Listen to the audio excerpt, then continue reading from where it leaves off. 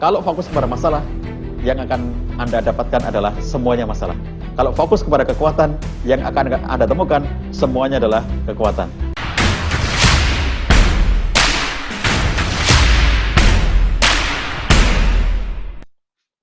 Misalnya gini, kalau isi diskusinya adalah keluarganya si Fulan itu bermasalah. Kenapa bermasalah? Oh, karena suaminya begini, karena istrinya begini, karena ini begini, karena ini begini gitu. Waktu kita habis untuk ngomongin masalah. Tetapi bagaimana kalau kita mencoba untuk belajar, itu kenapa keluarga yang itu baik-baik saja? Kok keluarga ini baik-baik saja? Keluarga ini baik-baik. Kenapa? Bukan itu yang dibahas. Pembahasan kita cenderung kepada membahas hal yang bermasalah, bukan membahas hal yang positif. Yang positif kita anggap, udah itu biasa aja, karena memang harusnya begitu. Yang perlu kita bicarakan adalah yang ada masalah. Nah, kalau dalam dunia konseling, betul, karena itu dunia konseling. Tapi kalau dalam konteks pembahasan kita sebagai lembaga, sebagai organisasi, enggak. Kenapa? Karena organisasi kita nanti itu akan kebebanan apabila kita selalu fokus kepada mencari masalah. Saya gunakan sebuah analogi ya, misalnya gini, di dalam satu organisasi itu ada satu divisi di organisasi itu yang khusus mengurusi konseling keluarga. Nah, maka setiap ada masalah yang harus konsentrasi menyelesaikan masalah itu satu divisi itu aja. Jangan yang lain ikut terlibat di dalam lubuk permasalahannya. Ya. Jadi kenapa dibuat divisi konseling? Supaya yang membicarakan masalah itu tidak banyak orang. Divisi konseling itu mesti sedikit dibandingkan dengan keseluruhan struktur yang ada di organisasi itu. Jadi kalau kita punya struktur organisasi, ada bagian A, B, C, D, E, F, macam-macam bagian organisasi itu, masing-masing ada pengurusnya, lalu kemudian salah satu dari struktur di organisasi kita itu, ada bagian yang mengurus ketahanan keluarga, dan di dalam bagian yang mengurus ketahanan keluarga itu, ada sub bagian lagi yang mengurusi tentang konseling. Lah, kecil banget kan? Jadi kalau total pengurus organisasi itu misalnya 50 orang, maka yang ngurusi konseling itu mungkin hanya 4 orang misalnya ya. Jadi ini sedikit orang. Artinya apa? Yang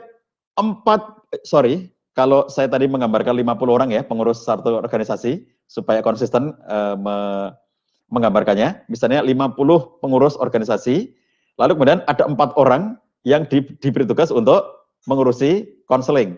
Berarti masih ada 46 orang di pengurus organisasi itu yang dia ngurusi bagian-bagian yang lainnya. Nah, 46 orang ini jangan ikut terlibat di dalam proses pembahasan masalah-masalah ini. Biarlah masalah itu ditangani oleh para konselor. Di divisi konseling itu mereka mendiskusikannya. Sehingga dengan demikian maka bagi anggota yang memang ada masalah butuh bantuan, ada divisinya. Mereka yang menolong, mereka yang menyelesaikan. Biarlah ditangani oleh divisi ini. Tetapi pengurus yang lainnya ini itu jangan ikut asyik terlibat dalam masalah-masalah yang harian terjadi itu, karena itu nanti justru akan menghabiskan waktu. Sementara itu sebetulnya rekomendasi yang different adalah lebih penting seandainya ada diskusi itu, diskusikan sebab apa keluarga-keluarga yang lain itu menjadi kokoh. Sebab kalau misalnya dalam satu komunitas, taruhlah di organisasi ibu-ibu ini, tadi saya gambarkan misalnya dengan pengurusnya 50 orang, lalu misalnya anggotanya 500 misalnya gitu ya, maaf ini cuma contoh saja. Ibu-ibu ini pengurusnya jumlahnya 50 orang, kemudian anggota totalnya itu ada 500 orang anggota dari organisasi itu. Nah, di antara 500 orang ini ya, taruhlah ada 10 misalnya gitu, contoh aja ya. Dari 500 orang anggota, ada 10 anggota yang memiliki masalah berat dalam kehidupan keluarganya. Nah, berarti kan masih ada 490 anggota lainnya yang dia tidak berada dalam situasi seperti itu. Berarti 490 ini kriterianya kira-kira antara ada masalah tapi ringan, kemudian ada atau secara yang lainnya adalah mereka keluarga yang baik-baik saja dengan tingkat kekuatan yang tentu saja beraneka ragam. Ada yang kalau kita mengatakan kuat banget itu A, kemudian sedang itu B, kemudian kekuatan yang paling rendah itu C, misalnya gitu ya, dengan 3 kualifikasi A, B, C. Keluarga yang kita definisikan masalah paling berat itu dengan kualifikasi A. Dengan keluarga yang paling berat itu misalnya 10 orang. 10 orang ini masalah yang paling berat. Kemudian ada kualifikasi berikutnya, ada masalah tapi nggak terlalu berat. Lalu kemudian ada masalah tapi ringan gitu ya, ABC juga gitu. Nah, kita ambil yang A, yang kualifikasi keluarga yang paling banyak masalahnya itu A, 10. Itu kemudian karena mereka dianggap sudah tidak mampu lagi untuk menyelesaikan masalahnya, biarlah 10 orang ini diurus, didiskusikan, dibahas oleh divisi yang memang mengurusi konseling keluarga, yang 4 orang tadi, itu ya. Jadi 10 orang ini itu karena memang ada masalah berat dalam hidupnya dan sebagai anggota organisasi tentu dia mendapatkan hak untuk dibantu menyelesaikan masalah. Hak bagi dirinya, kewajiban bagi organisasinya. Wajib bagi organisasi ini untuk membantu di antara anggotanya yang mengalami kesulitan untuk menyelesaikan masalah-masalah kehidupan mereka. Maka organisasi ini hadir dengan jalan menghadirkan konseling. Jadi ada 4 orang yang ditunjuk oleh organisasi ini, yang pengurusnya 50 orang ini, 4 orang adalah yang fokus mengurusi masalah. Hanya 4 orang ini. Kenapa? Karena harus ada penyelesaian masalah. Bagi mereka yang betul-betul ada masalahnya, tentu harus diselesaikan dengan jalan konseling. Karena kalau dibiarkan, mereka tidak mampu menyelesaikan masalah mereka sendiri. Ada kualifikasi masalah level berikutnya gitu ya. Mereka ada masalah tapi kita husnuzon mereka masih akan mampu menyelesaikan masalah mereka sendiri. Nah yang kelompok pertama tadi itu ya, itu mereka punya masalah berat dan kita ngelihat mereka tidak mampu menyelesaikan masalah mereka sendiri. Maka organisasi hadir melaksanakan salah satu kewajibannya untuk membantu anggota-anggota yang ada di dalam organisasinya itu untuk menyelesaikan masalah yang tidak mampu mereka selesaikan. Nah, sehingga yang fokus mengurusi masalah itu hanya divisi ini, ya, divisi konseling tadi, yang isinya hanya 4 orang itu, dibandingkan dengan 50 pengurus, ya, yang lainnya, yang terambil 4 orang, berarti masih ada 46 orang pengurus itu. Nah, ini diskusinya adalah diskusi yang sifatnya tidak berfokus kepada masalah, tidak bermulai dari masalah. Nah, itu diantara contoh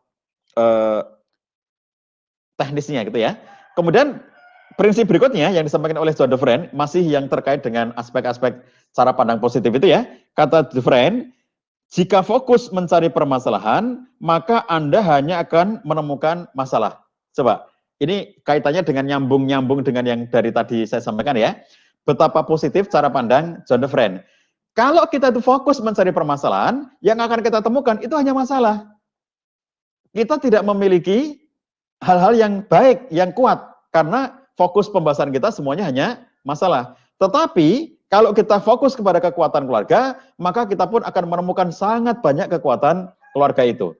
Jadi kalau dalam aplikasi yang bercorak lebih praktis seperti ini, ibu-ibu sekalian, misalnya ada satu keluarga yang curhat kepada ibu-ibu ya, ibu-ibu dikenal sebagai aktivis organisasi, aktivis kegiatan Islam, aktivis majelis taklim, kemudian dikenal baik oleh masyarakat, lalu banyak orang datang ke rumah ibu, padahal ibu belum tentu konselor ya, yang konselor sudah ditunjuk sendiri siapa yang menjadi konselor.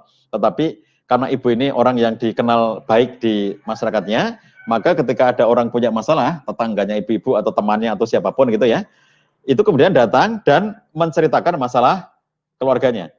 Ketika orang datang kepada ibu menceritakan masalah-masalah keluarga, saya punya masalah ini, masalah ini, masalah ini gitu, itu bisa jadi 1001 masalah dicurhatkan semuanya. Ini kalau ibu-ibu yang pernah ikut pembekalan konselor ya, kalau pernah ikut acara-acara pembekalan konselor, kalau kita berkali-kali menghadirkan embahnya konselor di Indonesia ya, Profesor Sofi Ernowati, itu guru besar psikologi UGM, bisa dikatakan beliaulah embahnya konselor di Indonesia ini ya, karena beliau profesor, doktor, akademisi, guru besar di UGM, psikologi, tapi di saat yang sama beliau adalah orang yang tekun di dunia konseling, sejak dari beliau lulus psikologi, menjadi psikolog, sampai sekarang beliau tetap tekun di ruang konseling, artinya menempuh praktek konseling berpuluh tahun, jadi itu pengalaman praktis di lapangan, tapi kemudian juga beliau adalah seorang akademisi yang mengajar, beliau adalah seorang profesor dengan keilmuan yang segudang, jadi beliau ini adalah salah satu sosok di Indonesia yang bisa dikatakan ya kalau konselor siapapun di Indonesia ini mesti akan hormat kepada beliau karena komplit ya antara akademisi dengan praktisi sekaligus. Ada di antara kita praktisi-praktisi seperti saya praktisi. Saya bukan akademisi dalam bidang konseling. Maka saya hanya tahu prakteknya. Sementara ada orang lain yang hanya akademisi. Dia ngajar di psikologi, dia mengajar di konseling, tapi nggak praktek, dia hanya mengajar saja. Nah, tentu ini berbeda kan? Nah, Bunda Sofi ini, Profesor Dr. Sofi ini, beliau orang yang akademisi, mengajar, profesor, doktor, tapi juga sekaligus beliau adalah praktisi yang menjadi konselor, praktek langsung di ruang konseling sejak awal menjadi psikolog, lulus dari psikolog itu sampai sekarang. Nah, Bunda Sofi, kami menyebutnya begitu ya, Bunda Sofi itu kalau di ruang pelatihan memberikan pembekalan pada kita tentang konseling keluarga itu, beliau sering mengatakan begini, menjadi konselor itu seperti fungsi tas kresek, ini istilah Bunda Sofi ya, jadi saya ngobrol pribadi dengan beliau ceritakan, Pak Cah, menjadi konselor itu seperti tas kresek. Apa itu tas kresek? Ketika ada orang yang mengatakan nggak enak ya, pusing, perutnya mual-mual, tidak enak, jadi akhirnya dia merasa sakit gitu karena perutnya nggak enak, kepalanya pusing gitu ya, badannya jadi lemah gitu. Maka orang seperti itu, kalau kita tawari makan itu nggak ada yang enak. Jadi perutnya mual-mual, kepalanya pusing. Dalam situasi kayak begitu kita tawari makanan. Kamu pengen apa? Kamu pengen sate Tegal, kamu pengen kopi, kamu pengen steak atau apapun gitu ya. Kamu mau sangkibar, coklat atau apapun gitu. Itu orang ini tidak akan tertarik sama sekali. Enggak, ini enggak enak semuanya itu. Pada saat seperti itu enggak enak semuanya. Jadi ketika ketemu dengan orang kayak begitu, apa yang dibutuhkan? Yang dibutuhkan adalah tas kresek. Nah, jadi dia nggak butuh makanan macam-macam tadi itu. Yang dibutuhkan adalah tas kresek. Bukain tas kresek, suruh menumpahkan semua isi perutnya. Akhirnya kemudian dia muntah-muntah, dia keluarkan semua isi perutnya itu, sudah selesai, semua yang di perutnya sudah termuntahkan semuanya, dibuang tas kresek itu, kotorannya maksudnya, dibuang kotorannya itu, kemudian setelah itu lega ya, dikasih minum air putih, lega, alhamdulillah. Setelah mulai lega itu ya, dia mulai bertanya, tadi katanya mau ngasih makanan, maka makanannya, katanya mau ngajak makan sate Tegal, ayo kapan? Katanya mau ngasih kopi, mana kopinya? Katanya mau ngasih cangkibar, mana cangkibarnya? Itu dia mulai terbuka dengan merasa enak makanannya gitu ya, itu setelah menumpahkan semua persoalannya. Nah, ketika misalnya ibu-ibu ketemu dengan orang yang curhat kepada ibu-ibu sekalian tentang masalah-masalahnya itu, biarkan saja ya, dia bercerita sampai selesai. Kenapa? Karena itu proses untuk mengeluarkan apa yang ada dalam dirinya yang membuatnya tidak enak itu. Dia merasa nggak nyaman, dia merasa nggak enak, dia merasa tidak nggak bisa fokus, dia merasa tidak nyenyak tidur dan seterusnya. Yang ibu perlukan adalah bukain tas kresek. Jadi fungsi konselor itu tas kresek, kata Bunda Sofi ya. Dan Bunda Sofi selalu mengatakan, beliau mengatakan konselor itu tas kresek Pak Cah. Tapi Bunda bangga menjadi tas kresek itu, kata beliau. Bunda bangga jadi tas kresek itu. Menjadi sesuatu yang bermanfaat bagi orang lain untuk menampung kotoran-kotoran muntahan tadi itu. Jadi tidak banyak orang mau jadi tas kresek itu. Dan tidak perlu semua orang jadi tas kresek. Paham ya? Jadi di dalam organisasi kita itu ada orang yang disiapkan untuk menjadi tas kresek. Tapi tadi saya bilang, karena ibu-ibu semuanya ini dikenal baik oleh masyarakatnya, meskipun sebetulnya oleh organisasi itu tidak didesain untuk menjadi tas kresek, seringkali didatangi orang, entah itu temannya, entah itu tetangganya, entah itu siapa, lalu kemudian bercerita tentang masalah-masalahnya. Kalau ibu ketemu dengan orang seperti itu, pengen curhat masalahnya, pengen cerita masalahnya, dengerin ya. Proses mendengarkan itu adalah proses membuka tas kresek di depannya. Jadi kalau dia tahu bahwa ibu nggak bawa tas kresek, lalu atau bawa tas kresek tapi disimpan gini, ada orang pengen muntah, tapi tidak ada tempat muntahnya. Dia tahu tas kreseknya tertutup gitu. Maka nggak enak banget dia. Mau dikasih makan, udahlah ketimbang kamu cerita kayak gitu, udah makan ini makan, nggak mau. Kenapa? Karena mual. pusing, mual, nggak enak badan, makanan jadi nggak enak semuanya. Ngelihat makanan yang semula itu kalau di masa dia tidak sakit itu enak semuanya, begitu disuguhi nggak enak semuanya. Dia hanya butuh tas kresek pada waktu itu. Nah, jadi kalau ada yang seperti itu, ibu-ibu ya, ibu-ibu didatangi, orang yang mau curhat, mau nangis, udah relakan diri, ya, relakan diri ibu untuk menjadi tas kresek itu. Bukain, ya, bukain, kemudian biarkan dia bercerita semuanya, jangan dipotong. Jadi dia lagi muntah sekali gitu, cukup, cukup, cukup. Kamu jangan muntah lagi. Nggak bisa, wong ini masih pengen dikeluarkan gitu ya. Jadi biarin sampai dia puas dengan mengeluarkan semuanya itu. Setelah dia mengeluarkan semuanya, itu lega. Nah itu loh, ketika dia lega itu, maka dia nanti akan sudah mengerti enaknya sate Tegal. Dia tahu enaknya kopi, dia tahu enaknya coklat Cangkibar. Itu setelah lega semuanya. Jadi orang yang datang kepada ibu untuk menceritakan masalahnya, tampung saja semua ceritanya, sepanjang apapun dia bercerita, dengerin aja, tampung saja, respon dengan positif, respon dengan empati. Setelah selesai semuanya, dia lega, dibuang tas kresek yang berisi kotoran tadi itu ya. Dah, setelah itu kemudian Anda baru bisa menasihati, mengajaknya ngobrol. Sebab sebelum dia menceritakan semuanya, lalu kemudian Anda langsung memberi nasihat, nggak bisa. Itu kayak cerita Cangkibar atau sate Tegal tadi itu, orang lagi mual kok malah ditawari dengan Cangkibar. Aku nggak butuh Cangkibar.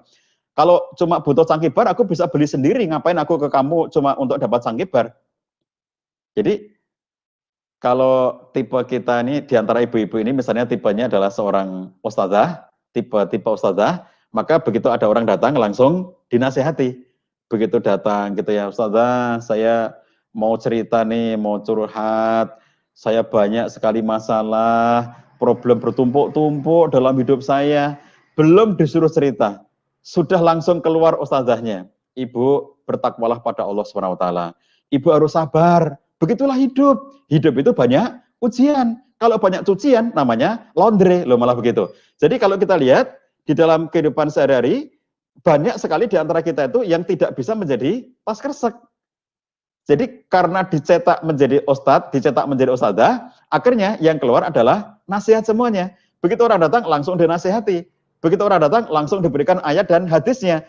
Nah, nasihat-nasihat ini boleh, tapi kapan? Nanti setelah tas kresek dibuka, lalu kemudian dia disuruh menumpahkan semuanya. Setelah dia tumpahkan semuanya, panjang apa namanya? Kalau dalam konteks cerita itu panjang lebar apapun yang diceritakan gitu ya, semuanya diceritakan gitu, sehingga kadang-kadang saking seseknya dia, saking nyeseknya dia, itu dia tidak bisa lagi untuk mengurutkan ceritanya. Ini masalah, ini masalah, ini masalah, ini masalah, semuanya diceritakan 1001 masalah diceritakan semuanya, dan setelah semuanya diceritakan, lega gitu ya.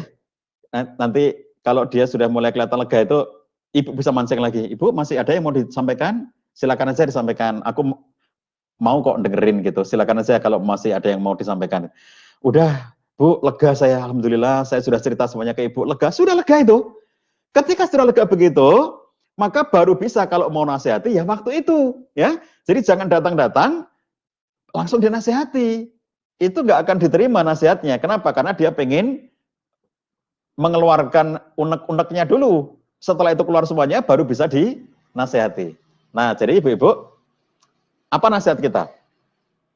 Menurut kerangka pemikiran John DeVere ini, maka nasihat kita kepada orang yang sangat banyak masalah seperti itu adalah mengajak dirinya untuk fokus mencari kekuatan-kekuatan yang ada di dalam keluarganya. Memang tidak semuanya keluarga kuat, kata DeVere, tetapi di dalam setiap keluarga selalu terdapat kekuatan, selalu terdapat faktor-faktor yang bisa menjadi kekuatan.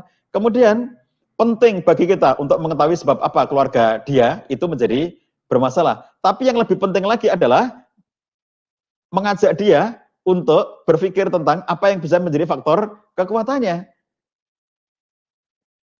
Kalau fokusnya adalah kepada masalah, maka yang akan selalu ditemukan oleh orang itu adalah masalah. Lalu kita mengajak dia fokus kepada kekuatan-kekuatan. Coba Ibu, sekarang kita urai satu persatu. Ibu bisakah menceritakan apa yang menjadi kekuatan di dalam keluarganya Ibu? Ini sesuatu yang kemudian kita ajak dia untuk merenungkan, membicarakan, mengevaluasi apa yang menjadi kekuatan-kekuatan di dalam keluarganya. Jadi kita memutus mata rantai pemikiran yang si ibu ini datang dengan 1001 masalah tadi, itu artinya apa? Dia sedang berada dalam kisaran, lingkaran persoalan. Jadi, kalau orang itu berada dalam mata rantai permasalahan, maka itu nyambung-nyambungin masalah gitu ya. Kenapa demikian? Karena kalau kita bicara personal, orang per orang, maka desain otaknya manusia itu didesain untuk menemukan hal yang serupa dengan apa yang diinputkan kepada otak kita itu. Jadi misalnya begini, kalau kita menginput hal yang positif di otak kita, maka otak kita itu akan bekerja dengan sendirinya mencari hal-hal yang serupa dengan itu. Jadi akan mencari hal-hal yang positif itu.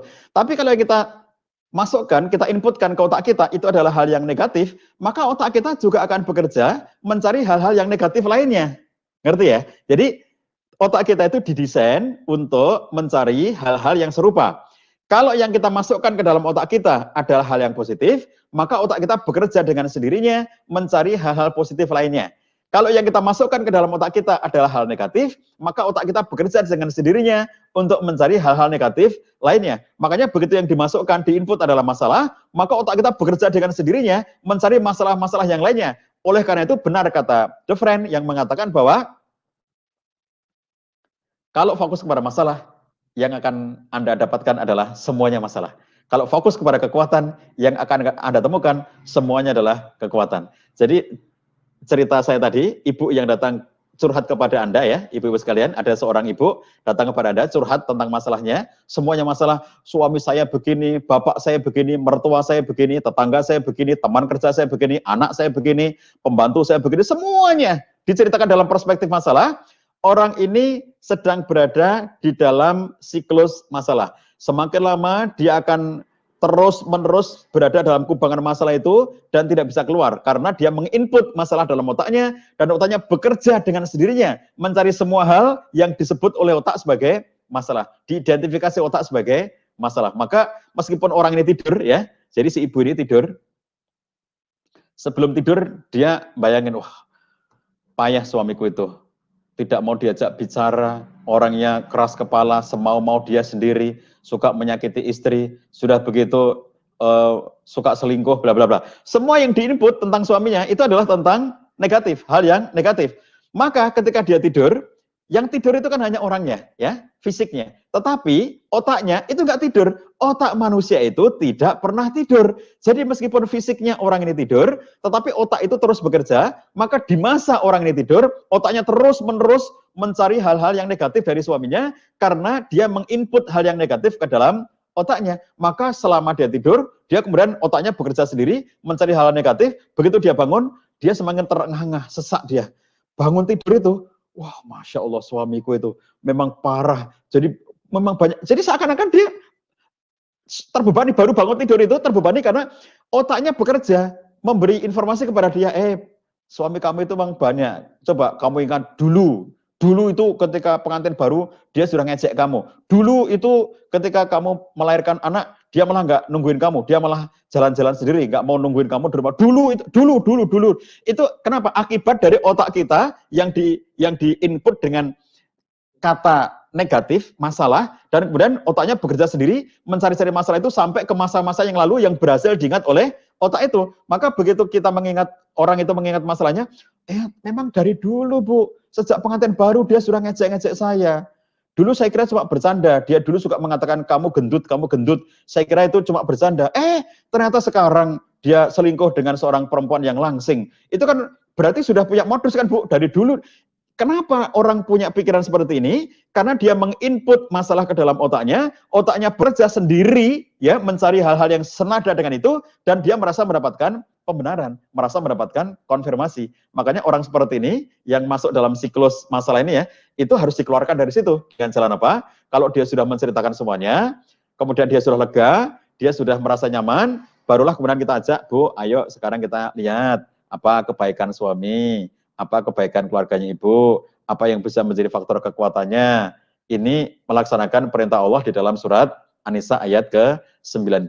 Fa in karihtumuhunna fa asa an takrahu syai'a fayaj'alallahu fihi khairon katsira. Kalau kamu melihat ada yang kurang dari pasangan kamu, maka bersabarlah, karena bisa jadi kamu melihat sesuatu yang tidak kamu senangi dari pasangan kamu, tetapi sesungguhnya Allah sudah memberikan kebaikan yang banyak kepada dirinya. Quran menyuruh kita untuk fokus melihat sisi-sisi positif dari pasangan kita, bukan sisi-sisi kekurangannya. Demikian Ibu-ibu yang bisa saya sampaikan sebagai pengantar diskusi dalam kesempatan kali ini. Kalau masih ada waktu, mangga kalau mau ada yang didiskusikan, mau ditanyakan melalui pembawa acara, melalui moderator, nanti akan kita jawab kalau masih ada waktu. Kemudian bahan ya, yang berupa e-book maupun berupa PowerPoint, itu saya buat sengaja untuk ibu-ibu semuanya, peserta acara ini. Jadi silakan dibagi, silakan di-share, dan silakan dibaca-baca sendiri untuk menambah referensinya. Demikian saya kembalikan, mohon dimaafkan. Billahi taufiq wal hidayah. Wassalamualaikum warahmatullahi wabarakatuh. Datanglah ke ruang konseling. Begitu dia datang, apa yang Anda katakan pada dirinya? Karena Anda tahu bahwa rumah dia itu bercat hitam semuanya, maka Anda berikan kepada orang yang datang ini, Ibu, ini ada cat putih, ini ada kuas. Ibu pulang, cat semuanya rumah Ibu itu dengan cat putih ini. Depannya, dalamnya, belakangnya, atasnya, alangit-langitnya, bawahnya, semuanya. Furniturnya cat dengan putih semuanya.